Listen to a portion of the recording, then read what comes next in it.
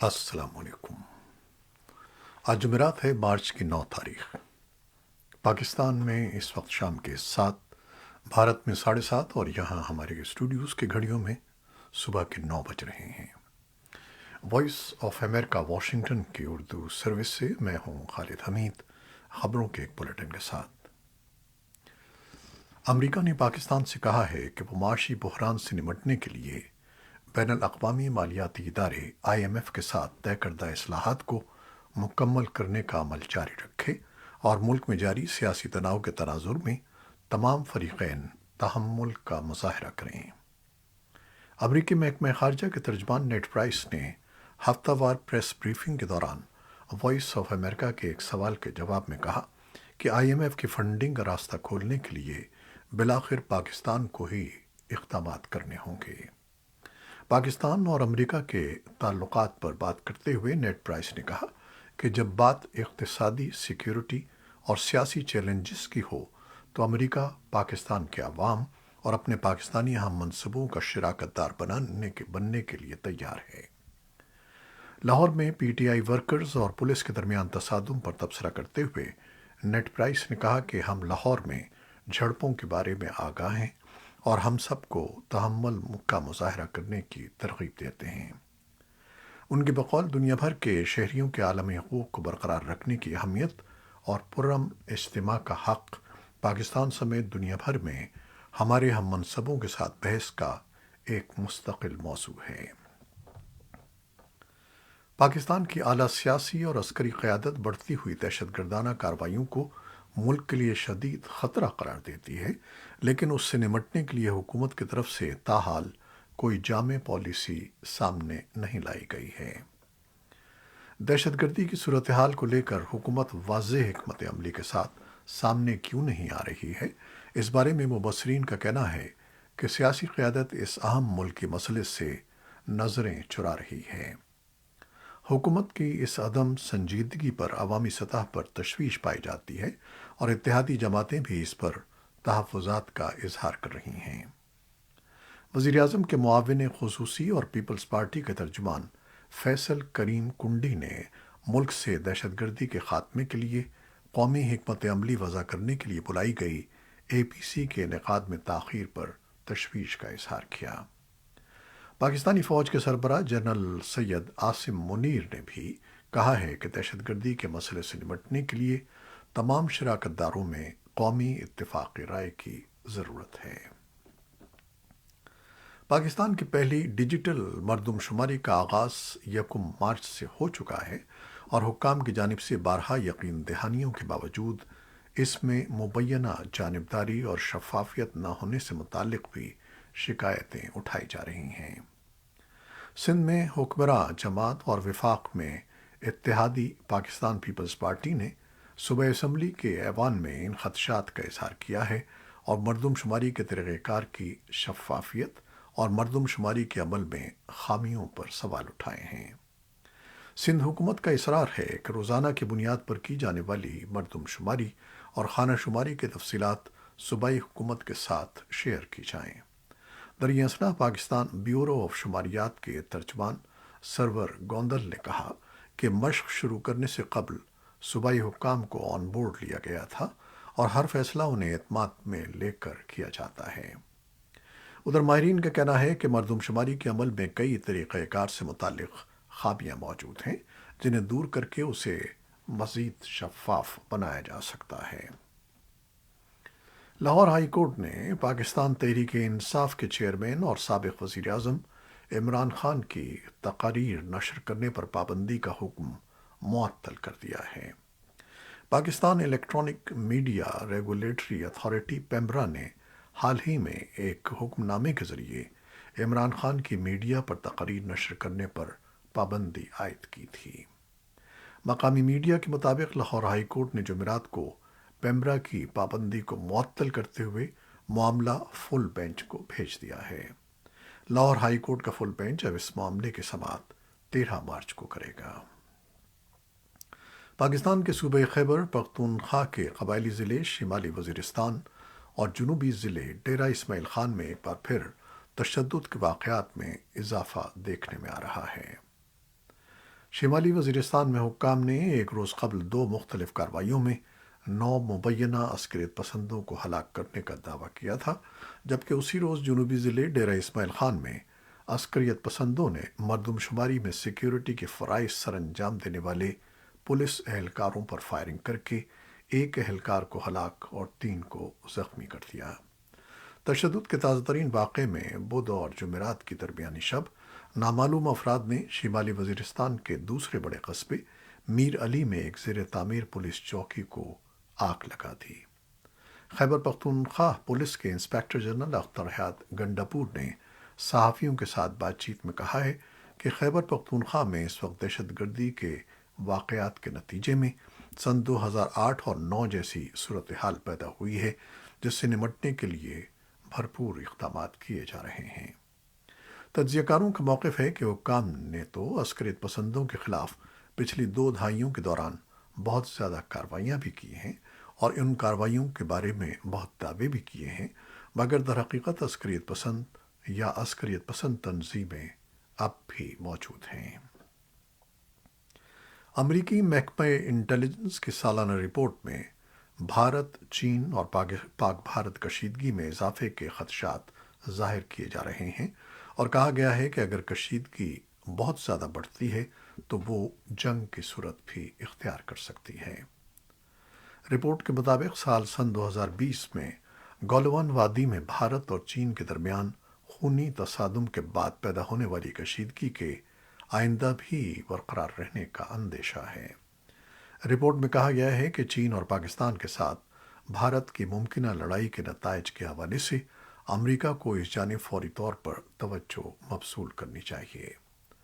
Report کے مطابق اگر پاکستان کی سرزمین سے سرگرم گروپوں کی جانب سے بھارت کے خلاف دہشت گرد حملے ہوتے ہیں یا بھارت کے زیر انتظام کشمیر میں تشدد پھوٹ پڑتا ہے تو نریندر مودی کی زیر قیادت حکومت کی جانب سے مسلح جواب دینے کے امکانات پہلے کے مقابلے میں زیادہ ہیں۔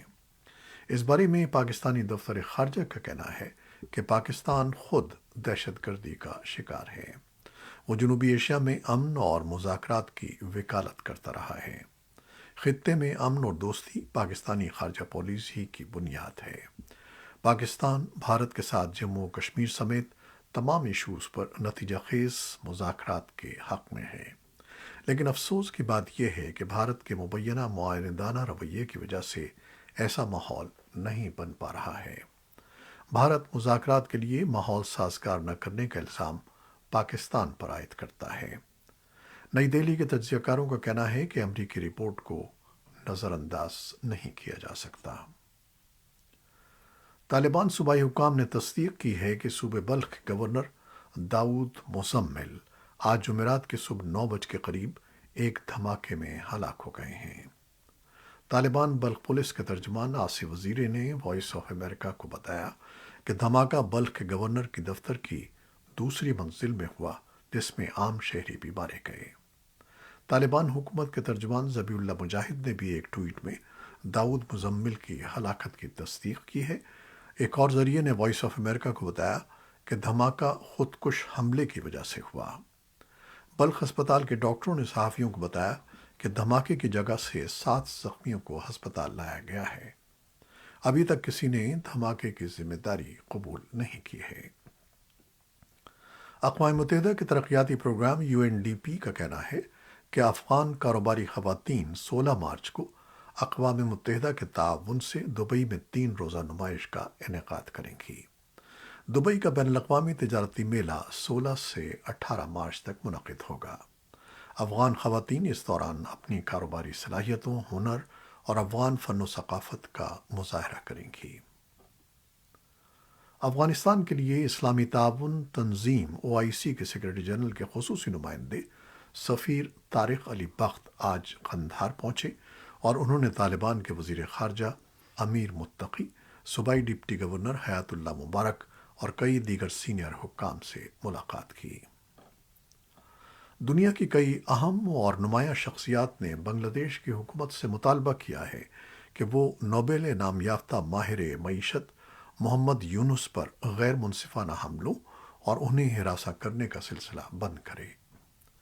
اقوام متحدہ کے سابق سیکرٹری جنرل بان کی مون، امریکہ کے سابق وزیر خارجہ ہلری کلنٹن، امریکہ کے سابق نائب صدر ایل گور اور مشہور گلوکار بونو سمیت 40 شخصیات نے بنگلہ دیش کی حکومت کو ایک کھلا خط تحریر کیا ہے، جس میں انہوں نے محمد یونس کے ساتھ برتاؤ پر تشویش ظاہر کی ہے۔ محمد یونس کے قائم کردہ مائکرو فائنانس بینک کو لاکھوں بنگلہ دیشیوں کو غربت سے نکالنے کا کریڈٹ دیا جاتا ہے، لیکن یونس اور ان کے قائم کردہ ادارے گزشتہ کئی برسوں سے وزیر اعظم شیخ حسینہ واجد کی حکومت کے زیر اعتاب ہیں اور ان کے خلاف کرپشن سے متعلق مختلف الزامات پر تحقیقات جاری ہیں۔ امریکی محکمہ خارجہ نے بدھ کے روز ان خواتین اور لڑکیوں کو اعزاز سے نوازا جنہوں نے ایران میں مظاہروں کی قیادت کی۔ وائٹ ہاؤس کی ایک تقریب میں بین الاقوامی خواتین کو جرأت کا مظاہرہ کرنے پر ایوارڈ سے نوازا گیا۔ اعزاز پانے والے 11 افراد کے علاوہ اس سال محکمہ خارجہ نے سابق وزیر خارجہ میڈلین آلبرائٹ کے نام سے منسوب ایک نئے گروپ ایوارڈ کا اعلان کیا۔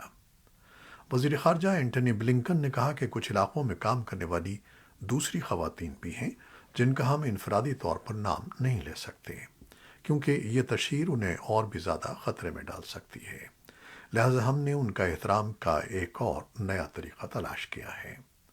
یہ ایوارڈ ان خواتین اور لڑکیوں کے کام کو خراج تحسین پیش کرتا ہے جنہوں نے گزشتہ سال مہسا امینی کی پولیس کی حراست میں موت کے بعد احتجاج کیا تھا۔ اقوام متحدہ میں امریکی سفیر تھامس گرین فیلڈ نے مظاہروں پر ایران کے رد عمل پر روشنی ڈالی، جس میں دسیوں ہزاروں افراد کو گرفتار کیا گیا اور کچھ خونی کریک ڈاؤن میں مارے گئے۔ انہوں نے عالمی برادری سے مطالبہ کیا کہ وہ ایرانی حکومت کے جبر و تشدد کی مذمت کرے۔ تھامس گرین فیلڈ نے کہا کہ ایران بھر کی تمام خواتین اور لڑکیاں یہ جان لیں کہ ہم خواتین زندگی اور آزادی کے لیے آپ کی لڑائی میں آپ کے ساتھ کھڑی رہیں گی۔ یوکرینی حکام نے اطلاع دی ہے کہ جمعرات کو ملک کے متعدد حصوں میں روسی میزائل حملے ہوئے ہیں جن میں کم از کم 8 افراد ہلاک ہو گئے ہیں۔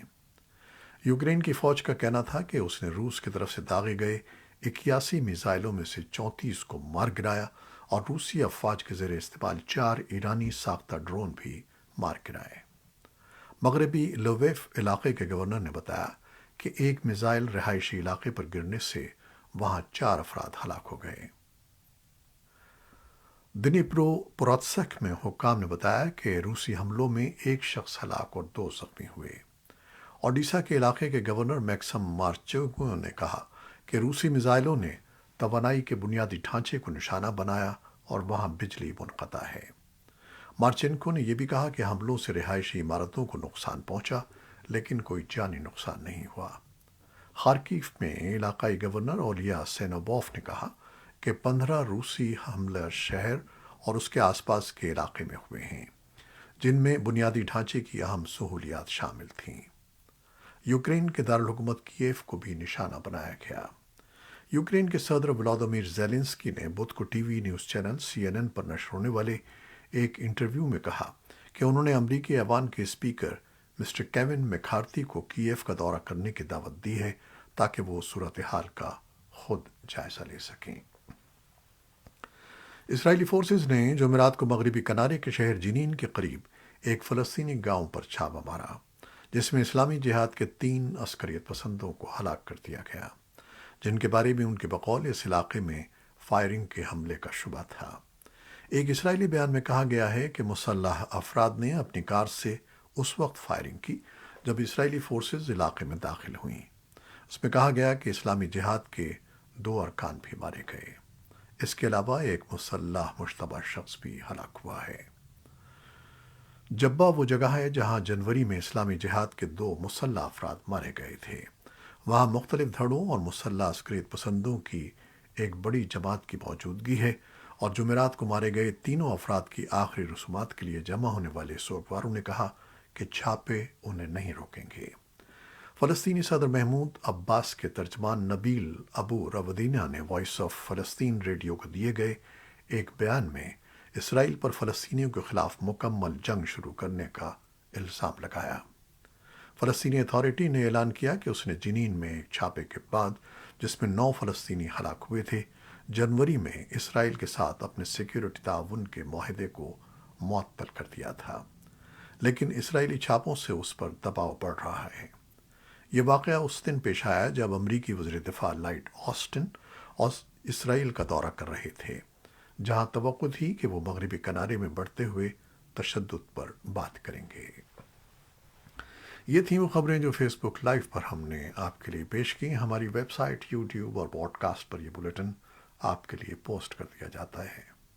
آپ ہمارے بلیٹن کو شیئر کرتے ہیں اور اپنے کمنٹس میں اپنی محبتوں کا اظہار کرتے ہیں، جس کے لیے ہم آپ کے فرداً مشکور ہیں۔ اپنی ان محبتوں کو جاری رکھیے گا۔ نیوز ایڈیٹر بہجت جیلانی کے ساتھ خالد حمید کو اب اجازت دیجیے گا۔ اللہ حافظ۔